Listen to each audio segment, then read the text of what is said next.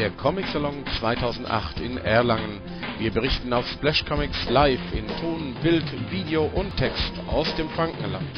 Beim Schlag auf Schlag, nachdem das eine ein bisschen verzögert war, machen wir das nächste umso schneller. Wir hören schon, ich werde Deutsch reden und alle anderen reden andere Sprachen. Also sozusagen so durch die Bank.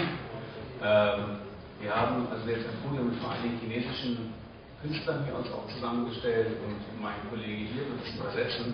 Also er wird immer alle Fragen mal schön noch ins Chinesische bringen, und hören Sie gut zu, man kann was dabei lernen. Aber ich werde mal eine kurze kleine Vorstellungsrunde machen, aber wirklich nur ganz kurz, weil ich denke, über die einzelnen Zeichnungen war ja auch schon in Publikationen auch so viel zu lesen, dass es eigentlich nur noch daran bedarf, sie nochmal irgendwie kurz zu erinnern, mit dem man sich da jetzt vor sich hat, damit Sie mal ein Gesicht zum Namen haben, sage ich einfach mal so, weil Sie das jetzt viel besser sehen können als ich. Ein Gesicht fehlt noch. Benjamin wird irgendwie in den nächsten paar Minuten irgendwie hinzustoßen. Der ist noch bei der Nahrungsaufnahme, nachdem er den ganzen Vormittag gearbeitet hat. Also muss man auch mal sehen. Ich fange ganz hinten an. Hinten sitzt Wang, einer der bekannteren Comic-Künstler, eigentlich auch in China, sozusagen auch eher in dem Genre moderne Comics, also moderne Manhwa. Das will nicht verwechseln mit Manga. Manhwa sagen wir jetzt hier die ganze Zeit über.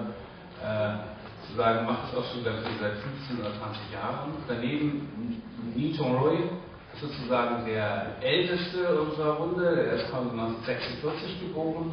Ich glaube, das ist der älteste ziemlich. Sozusagen so der alte Herr in der Runde, der auch Erfahrungen hat mit dem, was Sie, wenn Sie die beiden vorhergehenden Vorträge so ein bisschen gehört haben, auch so ein bisschen was auch vielleicht im Vergleich von Liang Hao, also den ursprünglichen oder älteren chinesischen Comics auch sagen kann.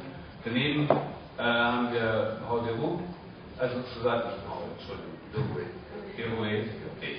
ich kann leider kein Französisch, das ist wahrscheinlich auch komplett. Derjenige, der hier für einen Großteil der Ausstellung auch verantwortlich ist, das heißt, es ist der Kurator, der jetzt hier das Chinesische zusammengestellt hat, letztendlich unser Experte für die chinesischen Comics. Daneben, sozusagen jetzt auch frisch angekommen, Benjamin, keineswegs so der deutsche Benjamin, also der kleinste hier in der Runde, sondern ein sehr erfolgreicher chinesischer Comic-Künstler, eben auch schon seit den frühen 80er Jahren dabei auch haben. Daneben auch jemand mal aus der Industrieschiene, das heißt also mit Paul Abri, auch jemanden, der auch Comics verlegt und auch chinesische Comics in Europa verlegt und dem wir ja auch eine ganze Menge hier in dem Bereich verdanken, was unten auch an Comics auch hier aus China zu kaufen ist. Und schließlich noch eine junge Künstlerin, Zule Tao, die auch schon seit irgendwie Anfang der 90er Jahre hier auch schon zeichnen und sonst was übt und in den letzten Jahren noch einige Erfolge gezeichnet hat. Und dann mein Kollege, also der das Ganze vielleicht noch übersetzen wird. Also nicht meine Einführung jetzt, ich glaube, das ist ein bisschen überflüssig, aber schon so ein bisschen vielleicht die Fragen, die ich habe, damit also auch die anderen Kollegen sehen, worum es dabei geht. Ja. Nein, Wang ist eigentlich kein Zeichner, er ist der Leiter von Beijing Total Vision und der eigentlich uns sehr geholfen hat, das Ganze koordiniert hier, auch für die Reihen, für die also herkommt. Und viele Leute vertreten er hier, wie Benjamin Songgang und andere. Also das war nicht toll.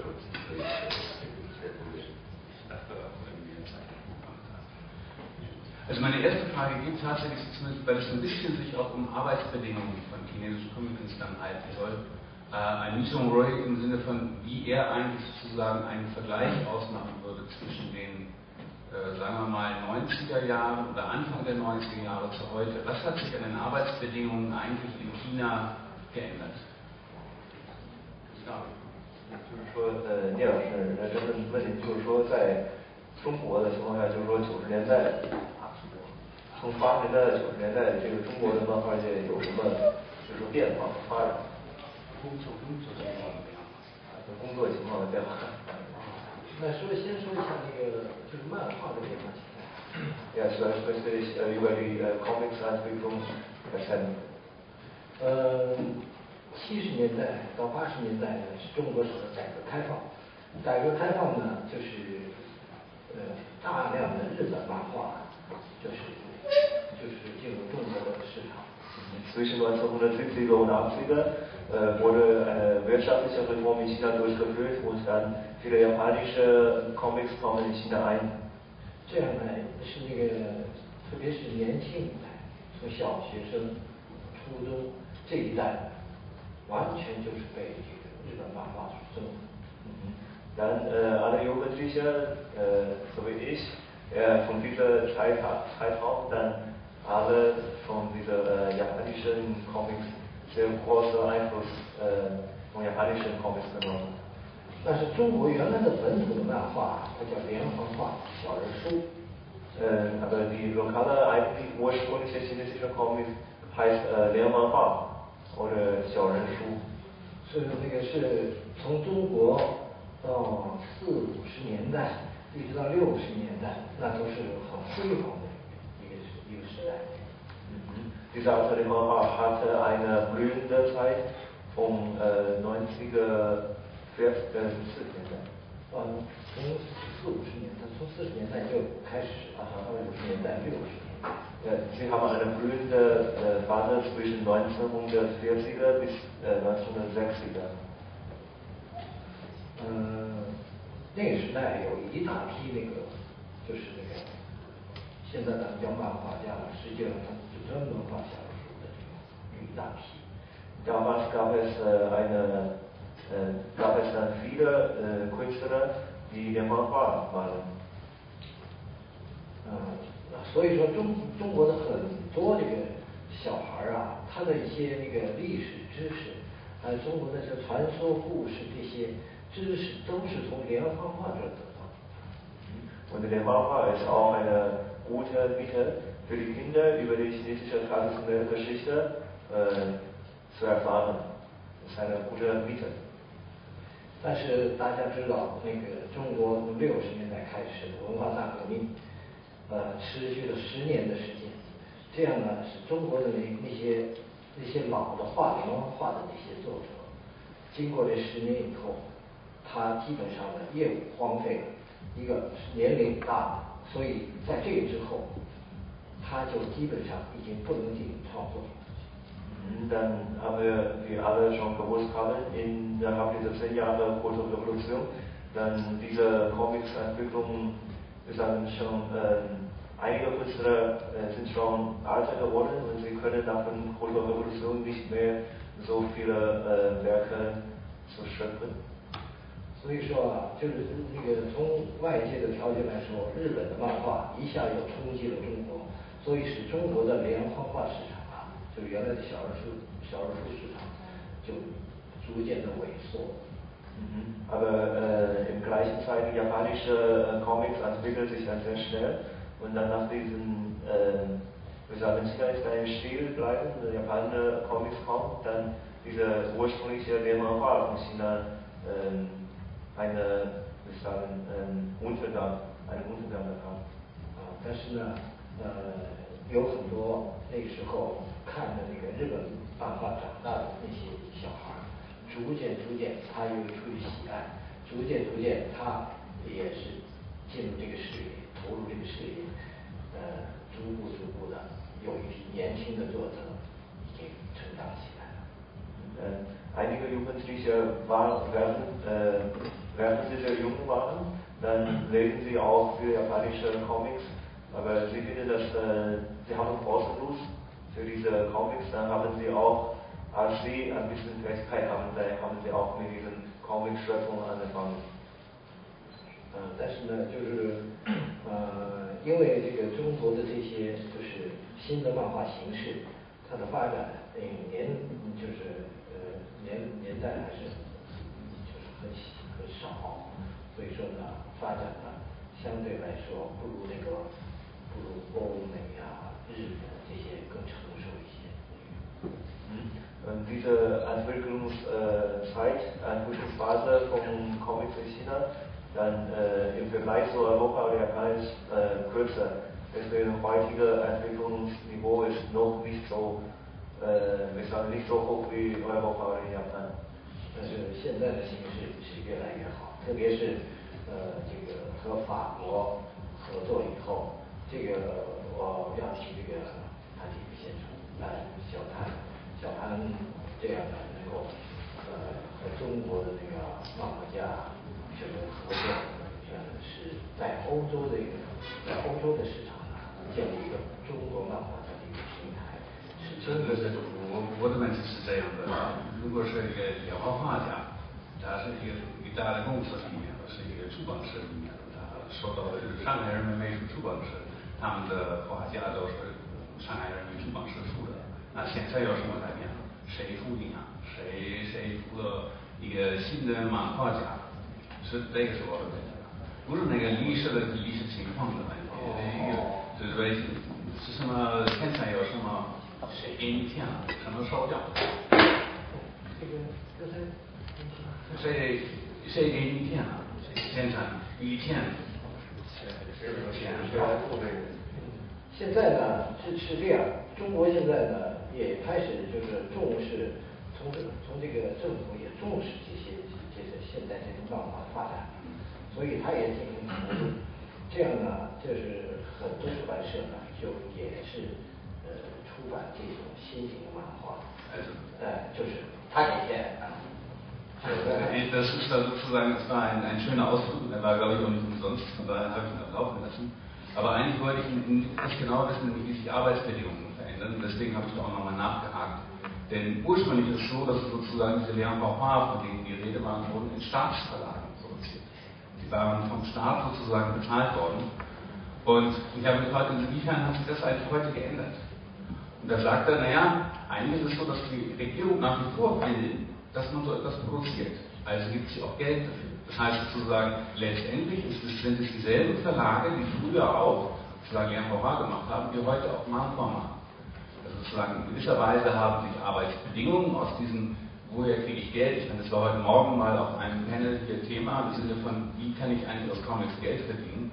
Das ist in China ein bisschen anders. Das heißt sozusagen, eins, was er eben sagte, war eben unter anderem, man kriegt vom Staat auch Geld. 你觉得那个现在的工作情况比以前的工作情况比较好一点，还是差不多了？现在好多了。好多了，为什么？因为这个感觉自己呢就可以想画自己想画的东西，因为这个法国的这个出版相对来说自由很多，题材、形式、内容没有限制。没有限制。这个契机决定了你现在要做的是这样的事情。对。经济情况呢？经济说了。经济情况是因为我已经退休了，我有退休金，所以说这是另外再画画，等于我是两个手抓钱。Also wir haben auch gefragt, ob sich da sozusagen auch das widerschlägt in gewisser Form, und er sagt sozusagen, dass es heute im Vergleich zu früher wesentlich weniger Anleitung gibt. Also das heißt sozusagen wesentlich weniger gesagt wird, in diesem Stil musst du zeichnen oder du musst das und das Thema aufgreifen. All solche Sachen werden heute nicht mehr gemacht. Das heißt sozusagen, es hat sich auch in dieser Richtung hin wesentlich verbessert, und er hat auch gleich hinten dran gehängt, aber er ist auch inzwischen pensioniert. Ja? Also er kann da so oder so entscheiden. 年轻人除了像你说，你觉得那个西安现在的那个情况，工作情况是什么样的？是好的还是不好？你也是我是那杭州那个什么情况？对。是大概40多人呢，还是差不多？对，就是这个36还是。在杭州是有政府支持的，政府会那个资助我们一笔钱，就每年会资助我们一笔钱，然后让我们没有后顾之忧的可以尽情的去创作。然后这笔钱呢是给公司的，然后公司他会把这笔钱就是分成各种用途给我们，就是进行创作资助。然后我们创作出来的产品呢，就我们创作出来的这个漫画作品，就会反馈给公司利益，就是这样一个循环的互利的一个感觉。Also ich habe dann auch gefragt, wie die Jungen das sehen, sie sagt, dass sie ist in diesem Hangzhouer Summer School oder Summer Zoo, also im Sommer Zoo, ist sie sozusagen engagiert. Und auch dort ist es so, dass sozusagen von der Staatsseite her das Ganze unterstützt. Das heißt, man macht so eine Art von Vertrag, gibt man ein, arbeitet dort auch für eine Weile. Und eigentlich sozusagen der Gegenstand davon ist, dass wenn man etwas produziert, was sich auch gut verkauft, dass sozusagen wieder als Rückfluss läuft in das Unternehmen, für das man sozusagen da, in diesem Falle sozusagen Summer Zoo, dann irgendwie auch beschäftigt ist. Also sozusagen so auch da läuft etwas anderer Rückfluss dann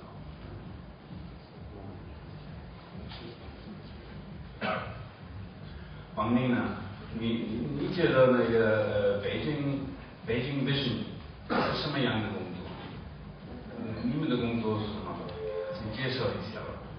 好，北京 Total Vision 呢，主要是在中国目前最大的一个专门做漫画版权出口的一个公司，主要是将中国的漫画作者，包括他们的漫画作品，以不同的形式、不同的方式，向欧洲或者向其他，包括像亚洲的日本国家、韩国、新加坡还有这些国家进行版权出口的一个版权贸易公司。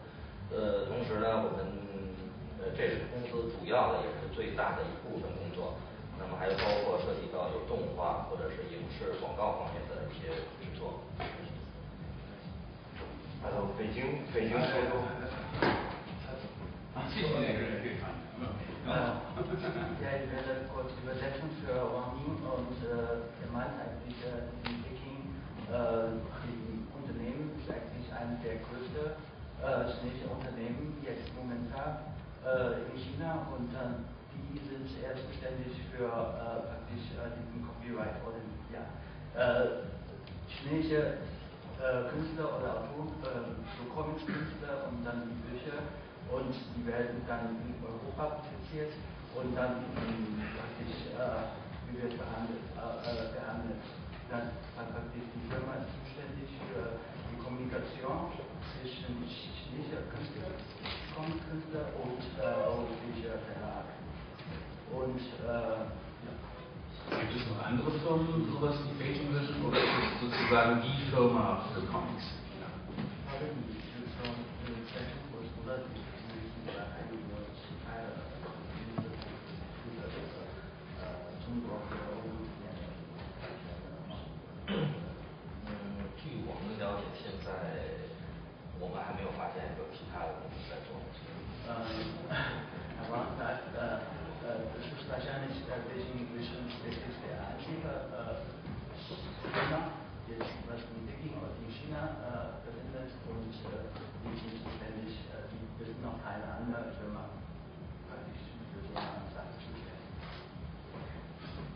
Vielleicht mal auch eine Frage an unseren Kurator. Wie fand die Auswahl denn statt für diese riesige Sache? Und was für Kriterien gab es dafür eigentlich? Also was ist ein Kriterium zu sagen, das ist etwas, das nehmen wir mit nach Europa und das ist etwas, das wir da haben? Ja, das war schon ziemlich wählerisch, aber ich arbeite in der Regel so. Ich denke, irgendwann, außer wenn man ein ausführliches Thema hat, kommt irgendwann die Geschmackssache. Und wenn ich eine Ausstellung mache, dann nehme ich eigentlich, was mir gefällt. Aber also ich denke, was mir gefällt, ist inzwischen auch, was zum Teil wenigstens was anderen gefällt, weil ich schon Diskutant bin. Ne? Also ich glaube, ich kann unterscheiden zwischen guten und schlechten Dingen. Ich Fehlerquote. Aber in dem Fall ist das war eine Intuition eigentlich. Gut, ich wusste vor 2 Jahren, dass 2008 wichtig für China und das dann dadurch für die Welt ist wegen der Olympiade. Und mir war das klar, dass da einiges passieren wird.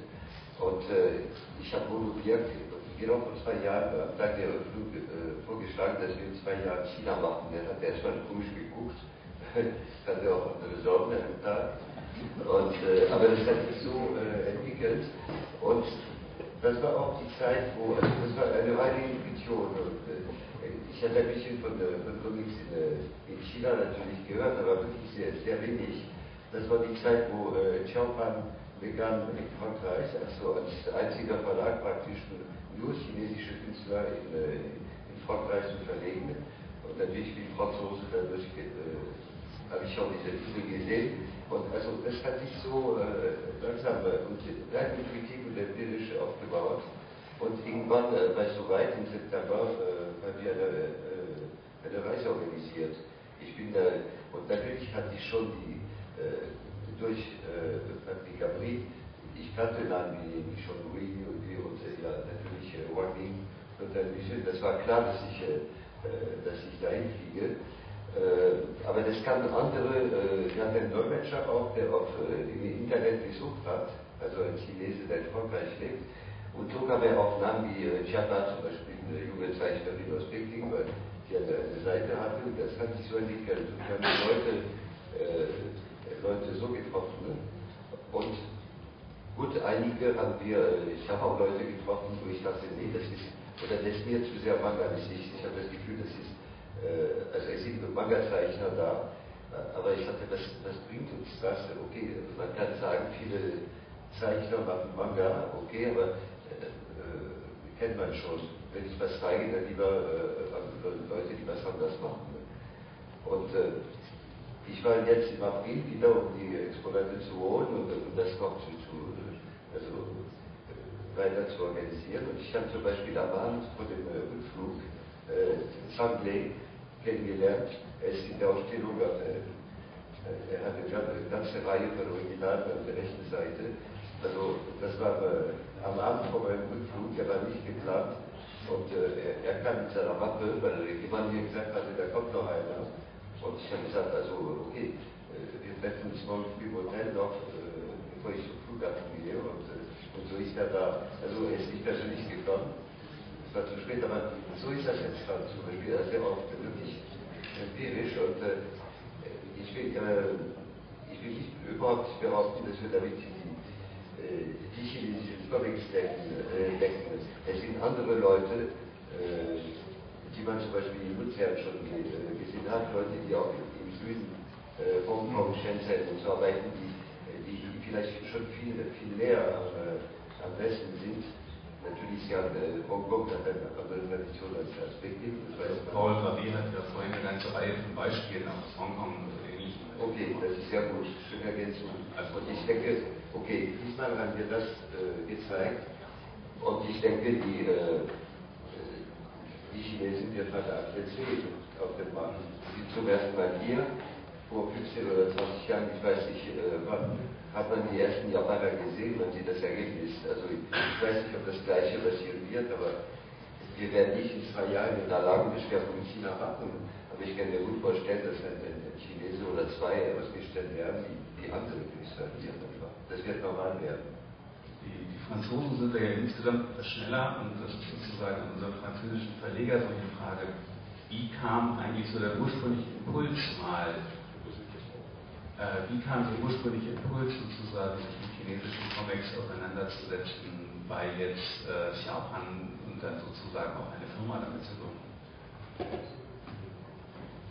Wann hat das angefangen?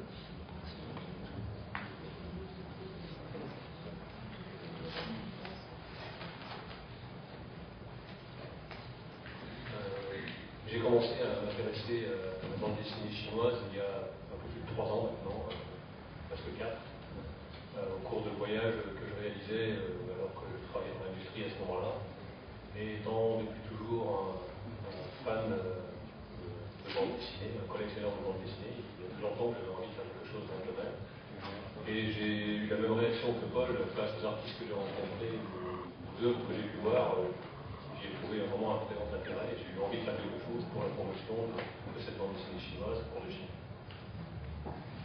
Ich habe vor 3, fast 4 Jahren angefangen, mich für diese Comics zu interessieren, während einer Reise, die ich gemacht habe.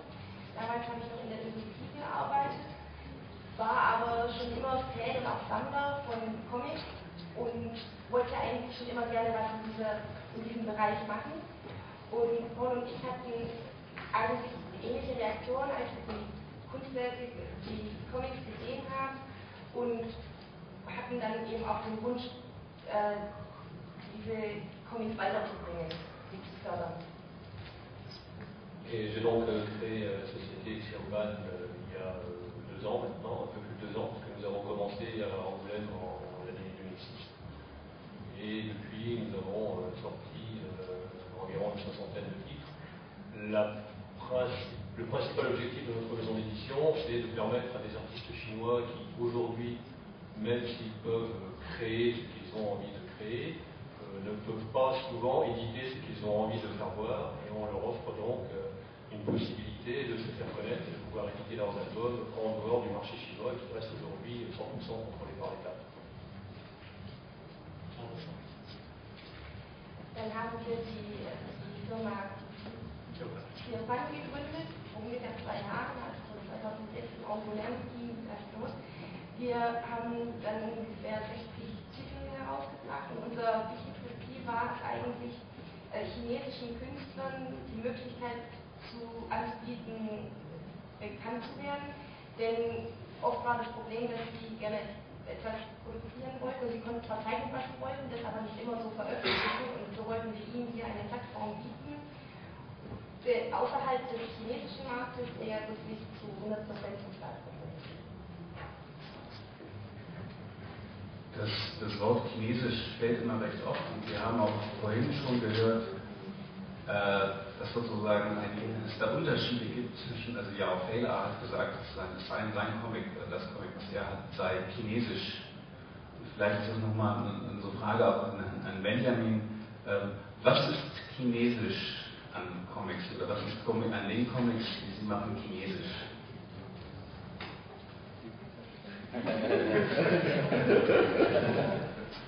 是中国你的漫画是什么样的？你的漫画不是日本式的，不是manga，就是漫画。用漫画和manga有什么区别？你自己的作品是这么中国的？在绘画形式上，中国的漫画实际上受manga的影响非常大。因为我们这些年轻人最初都是从看日本漫画开始学习的。但是到了后来，就我个人而言，我觉得日本漫画并不能解决我的问题，因为它离我的生活太远了。包括日本漫画的形式，它是黑白的，它主要是黑白的，然后书卖的很便宜，故事可以很长。这个两幅画也是这样的，也是原来的也是不是那么贵啊，对，也是比较长一点的，《西游记》60多次啊。是，还是不太一样吧？还有日本漫画，对日本的那个 manga 对中国漫画影响最大的是它的分镜头的方式，就是它是像电影一样去分镜头的。所以中国漫画到了后来，我开始用电脑来画了，那么就有一种可能性，就是去画全彩色的漫画，并且首先在网络上跟大家见面，因为出版很困难的最初。所以，既然出版也很困难，又是在电脑上，就是用那个 internet 去在网上跟大家让朋友们去看到，所以它是彩色的就比较方便。所以现在中国的漫画，我觉得就比较成功的作者，他的图像都是彩色的，并且中国的漫画现在就是我们的漫画家都还很年轻，然后各方面其实没有日本的漫画做得好。所以我们不太可能在短时间内像日本的漫画家一样画很长的故事。所以就目前我们比较成功的漫画作品，目前还是偏向于较短的篇幅，比如1本或者2本，在日本漫画经常有10本，然后全彩色的，Also sozusagen auf die Frage, was denn eigentlich das Chinesische daran sei, sagt er dann ganz offen, also sozusagen wir sind alle mit japanischen Mangas aufgewachsen. Das ist sozusagen der Haupteinfluss, der dahinter besteht. Aber irgendwann hat man auch festgestellt, dass das nicht ganz befriedigt. Also sozusagen sowohl was, es hat sie gestört, dass sie also so billig sind. Es hat sie gestört, dieses Schwarz-Weiße, und es hat sie auch gestört, dass es sozusagen so ewig lange, also so viele Bände gibt und lange Zeichnungen sind, und also lange Folgen und ähnliches. Und da wollte man was entgegensetzen. Und man hat eigentlich eher eine Tradition gesucht hat, auch Farben zu integrieren. Also sozusagen Farben auch stärker in den Fokus zu nehmen, und das ändert schon vieles. Also man kann auch nicht so lange mehr machen. Also sozusagen, er sagt dann auch sozusagen, man schlägt dann, wenn man längere macht, dann sind das 1, 2 Bände, ne? Und nicht 30, 40. Also sozusagen man macht. Und man will aber lieber farbig machen, und daraus kam so eine Entwicklung auch tatsächlich das Internet. Und auch bei Ihnen jetzt speziell sozusagen auch Computer zu nutzen, um zu malen bzw. umzuzeichnen und darüber auch eine andere Verbreitung zu ziehen, weil es nicht so einfach ist, solche Sachen dann tatsächlich auch umzusetzen, auch bei chinesischen Zeitschriften oder vielmehr auch in Verlagen genutzt. 我还可以说两句啊，为什么后来为什么变成这样的全彩色的形式？其实跟中国的出版体制有一定关系。我们这些大部分新一代的漫画家跟中国的出版社冲突比较大，很难创作出符合他们要求的作品，所以就只好在网上发布，这就形成了就是彩色漫画比较方便。因为如果跟出版社合作直接输出的话，会有印刷的问题，会增加成本，他往往不想这么做。但是在 Internet 上就无所谓。所以现在中国比较好的画家，或者比较好，现在表现比较成功的都是彩色的。另外在情怀上，中国漫画跟日本人最大的区别是我们有不同的情怀，一种属于我们中国人的那种特征。哪怕有些中国人漫画画的非常像日本人，可是你看过那个故事，你就会觉得那不是一个日本，不会发生在日本。Und dann sagt er sozusagen, ich fange mal von hinten an, von dem, was er gesagt hat. Also wenn man sie anguckt und wenn man sie liest, wird man schon feststellen, dass es keine japanischen Stoffe sind. Sozusagen, das ist eine ganz eigene Art und Weise, eine Geschichte zu erzählen, und das ist eine ganz andere Einstellung zu den Figuren, die auch jeweils gespielt werden. Also, das hat er richtig gesagt, aber sozusagen, wenn Sie ein paar davon betrachten, merken Sie, naja, die haben so ein bisschen mehr Tiefe. Also sind nicht immer ganz so flach. Wobei das auch eher damit zusammenhängt, glaube ich, zumindest, was auch an japanischen Comics noch in China. Und insofern sozusagen, und der betont nochmal ganz ausdrücklich tatsächlich, das Arbeiten am Computer bzw. das Arbeiten mit dem Internet ist ein sehr offener Prozess. Und man kann da sehr schnell auf sehr viele Leute und auch entsprechendes Feedback erreichen. Und was er noch gesagt hat, das habe ich vorher unterschlagen, das war auch tatsächlich sozusagen im Konkurrenzkampf mit japanischen Zeichnern auf dem chinesischen Markt, müssen chinesische Zeichner auch ein bisschen unterliegen, weil sie nicht die Erfahrung haben. Das heißt sozusagen, ein junger chinesischer Zeichner, er betont nochmal, dass es sehr viele junge Leute auch sind, die sozusagen zeichnen, können nicht so gut sein, wie natürlich irgendwelche Importprodukte von Zeichnern, die schon seit 20 Jahren in Japan auf dem Markt sind. Die haben einfach nicht ganz so viele Erfahrungen. Und das macht man eben dadurch weg, dass man sich tatsächlich eher auf kürzere Geschichten auch prädestiniert und anders eben arbeitet und eben auch Farbe einbringt, weil es attraktiver ist. Auch wenn man dafür gegebenenfalls keinerlei Verlag dann findet.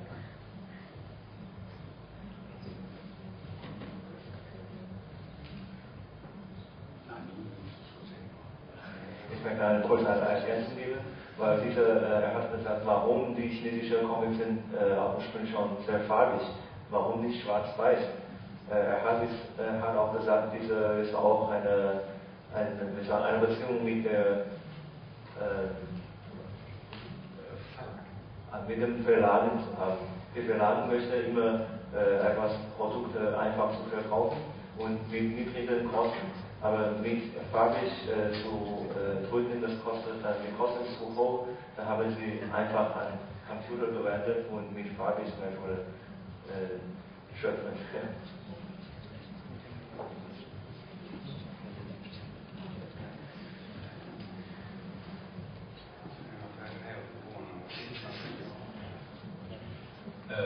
Vielleicht auch nochmal ganz generell, und vielleicht ist das auch so eine Frage sozusagen an die chinesischen Kollegen, deswegen lasse ich das meinen Kollegen gleich übersetzen, an alle, im Sinne von, was erhofft man sich, wenn man nach Europa kommt, oder was erhofft man sich, wenn man auch nach Deutschland kommt, aus dem Kontakt mit vielleicht auch deutschen oder europäischen Zeichnern? 就是说，咱们在这个漫画作品来到欧洲和来到德国，那么对这个德国的有没有带有欧洲的一些特色，或者说为这个市场有没有什么准备？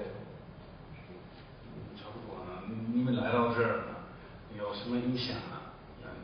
你会回到中国的时候呢，你觉得中国是怎么样的？那个阿兰啊，Comic-Salon好不好？还是对你有什么影响？你前面开始。你先开。一定要是关于漫画的是吗？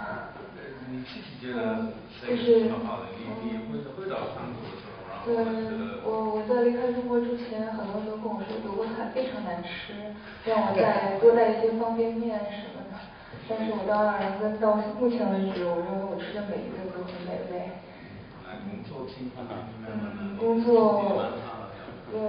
我发现就是，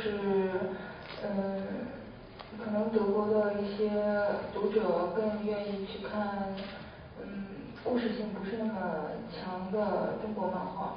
因为我在三分路在底下有一个摊位，就是在卖我们公司出的漫画，然后故事性不是特别强，然后在画面感，非常漂亮的漫画会是很受欢迎。Sie erklärt, dass bevor sie nach Deutschland angekommen ist, dann sagte der Freunde zu ihr, dass alle deutschen Gerichte schmecken nicht so gut und hat auch viele Nudeln ihr gegeben als eine. Und nachdem sie wirklich in Deutschland angekommen ist, dann hat sie schon eine Woche schon viele probiert und sie sagt, dass eigentlich alles schmeckt hier sehr gut. Das ist von dieser Seite. Und von dieser Arbeitsseite ist dann, sie ist der Meinung, dass die europäischen Leser mehr Schönheit oder mehr, wir sagen, die Geschichte von diesen Comics ist manchmal, sie legen also nicht so viel Wert auf die Geschichte der Comics, sondern mehr schöne Bilder.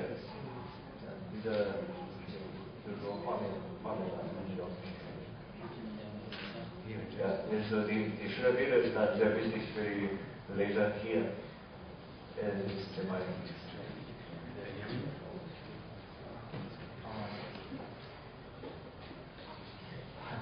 那个我来到德国之前，我也是在想象德国人应该是像电影中那样，大家都穿着西装，然后大部分西装都是黑色的，然后每个人都很匆忙。实际上到了这以后，我们其实没有那么多西装，就是我开始有一个发现，就是我现在已经走过几个国家了，我觉得全世界的人现在生得越来越相像。比如昨天晚上我在去酒吧喝酒嘛，和德国人一起玩，然后我发现那里的人跟我家乡的人喝酒的风气是一样的，一定要干很重的杯放人家，这怎么让我想起我的家乡？Also bevor nach Deutschland kommt, sagte dass dachte, hat nicht so viel Kenntnisse über Deutschland hat. Dann dachte, dass vielleicht alle Leute in Deutschland auf der Straße immer schwarzen Anzug tragen.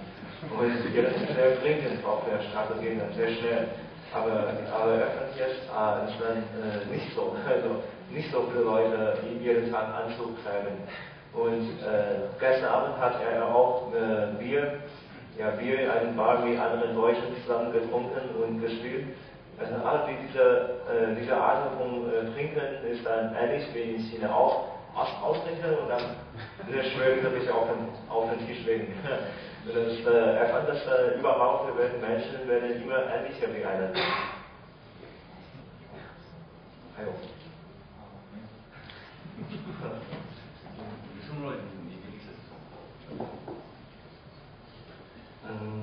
来到德国这第一次，感觉非常好，空气好，这个绿化好，而且人都彬彬有礼。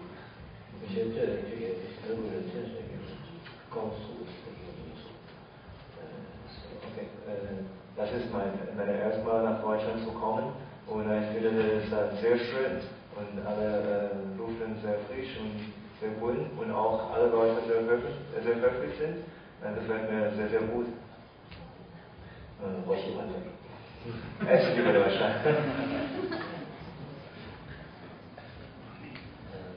前边那个他们基本上都对这边吃也好玩也好都做了一总结，我就不多说了。我觉得给我印象最深的是，Paulo 还有像这个爱尔兰的组委会做的这个8用2个字概括就是非常的专业。Dann vorher haben Sie schon Zusammenfassungen mit Essen und Spielen schon gemacht. Jetzt werde ich dann nur über dieses Verwaltung und Organisation dieser Comic-Ausstellung in Erlangen zu sprechen. Und ich finde diese Komitee von dieser Verwaltung, dieser Comic-Ausstellung sehr fachlich ist, sehr professionell. 然后再一个影响后面可能说的想多一点。再一个我觉得就是通过这次的漫画节，我觉得可能会给我们所有第一次来德国的来爱尔兰根的这些漫画家，还有一些公司得到了从这上学习到了很多的东西。但是我相信呢，欧洲的出版社、欧洲的漫画家、欧洲的这些读者也会从我们这次来的中国代表团这里面能够找到他们想找的东西。Dann durch diesmal diese Comic-Ausstellung in Erlangen, da finde ich, wir haben schon viel Kenntnisse über den europäischen Markt oder die europäischen Leser erfahren. Und auch die Leser hier können auch etwas von uns entdecken, von uns interessante Sachen, sie brauchen es entdecken. 从真正的作为这种大家之间的这种互相的影响，我们就说可以把它作为一种转变。那么我觉得从最早中国的漫画市场受到欧洲的影响，受到欧洲的转变的时候呢，我自己觉得是从05年，是我们像跟那个索丽娜还有帕特里克，我们在北京做了一个北京首届法国动漫展，从欧洲主要从法国请了70位欧洲的漫画家、编剧还有出版社到中国来举办了这么一个活动。Okay, dann dieser Austausch und dieser miteinander Austausch dann führt zu einer Transformation in das Comics. Ich finde, dass im Jahr 2005 gab es eine französische Comic-Ausstellung in Beijing und dann über 70 französische Künstler sind eingeladen und haben viel Austausch gehabt und dann erfindet mit dieser Ausstellung hat man mit einem Transformationsphase von Comic von China angefangen.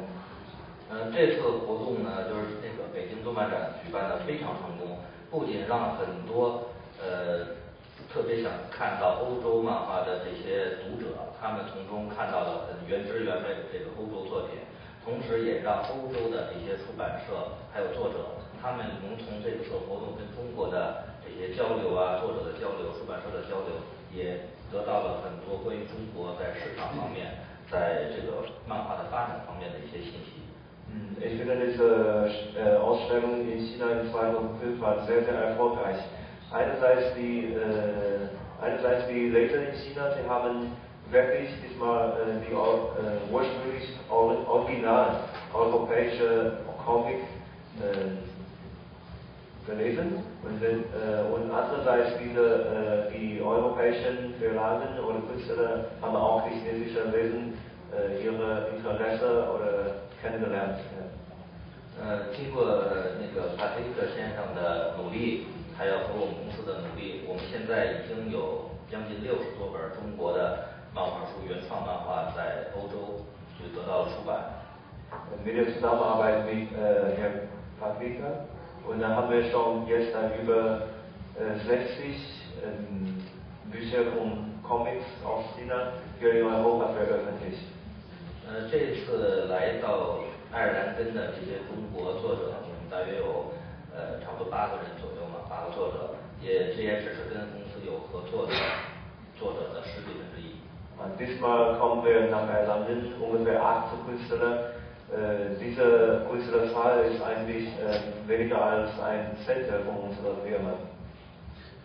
通过我们这个3年4年的这个合作，已经有大约20多个中国的作者先后多次来到欧洲参加各种的出席各种活动。Durch die Zusammenarbeit innerhalb 3 bis 4 Jahren, es gibt schon mehr als 20 chinesische Künstler nach Europa kommen und dann hier Zusammenarbeit mit europäischen Künstlern haben. 多数欧洲人，就是中国人。我们第一次邀请那是70个法国的漫画家。这是那个法国年是不是那个情况？对，就是法国。但是别的国家，英国的、德国的呢，他们都不来，还是来一些。那你说？我们是这样，就是说北京的法国动漫展，那是我们以法国漫画作为欧洲漫画进入到中国市场的一个前面的一个前奏。那么随着我们中国漫画作者、中国漫画作品在欧洲去推广、去发行，我们希望能够会邀请德国的漫画家、意大利的漫画家，甚至欧洲很多地方的漫画家都能够到中国去来参加这样的活动做交流。Also die kleine Zwischenfrage, weil er sehr ins Reden kam darüber, wie man das sozusagen ausbauen kann, wollte ich ein bisschen dadurch abkürzen, dass ich gefragt habe, wie viele Europäer sind denn so nach China gekommen? Und er hat dann auf das Jahr 2005 verwiesen, das ist das französische Jahr in China gewesen. Also sozusagen, das war Gegenstand eines großen Kulturaustauschjahres, hat man auch eine große Comic-Ausstellung in New York und da über 80 französische Künstler, weil natürlich sozusagen Frankreich hat Comic an einer Stelle als Deutschland. Und da wird dann gefragt, naja, wie sieht es denn mit anderen Nationen aus? Wie sieht es denn mit Briten aus? Wie sieht es denn mit Deutschen aus? Und dann sagt er, ja, das sei erst im Entstehen. Das heißt sozusagen, er hofft natürlich vielleicht, dass also in ein paar Jahren auch ein paar mehr Deutsche und ein paar mehr Italiener und ein paar mehr Briten vielleicht auch den Weg nach China gehen. 还有就是因为我们现在这60多本书虽然说已经在欧洲出版了，但是我们自己觉得呢，这60多本书其实并不是说我们专门为欧洲市场去专门来去制作的。可能还有很多的作品，用现在的这种眼光来看，可能还有不成熟的地方，或者是不是很到位的地方。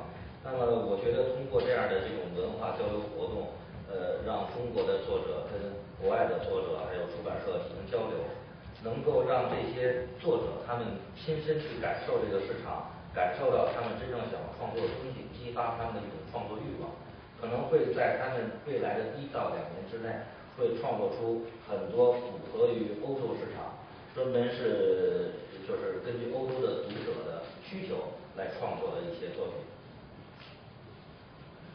Und diesmal wir haben schon über 60 Bücher hier veröffentlicht, aber ich finde diese 60 Bücher, manche davon sind nicht so europäische Markt orientiert. Dann durch diesmal diese Ausstellung finde ich das sehr gut, dass chinesische und europäische Künstler miteinander Austausch machen können.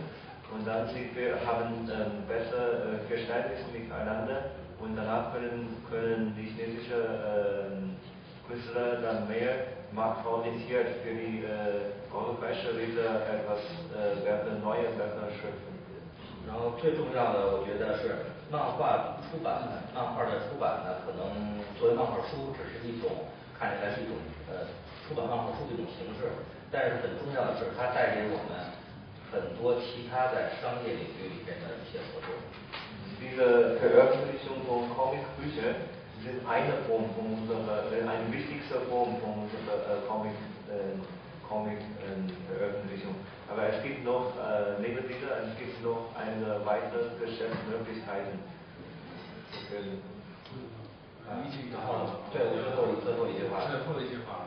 就是我们最后天使全景公司非常荣幸的和爱尔兰跟组委会来进行这次合作，作为中国的这个漫画代表团，与索琳娜小姐、还有超乐先生，包括马蒂克先生，一起来合作。非常感谢他们在座的这几位，以及底下所有对我们中国漫画很关注的人，非常感谢。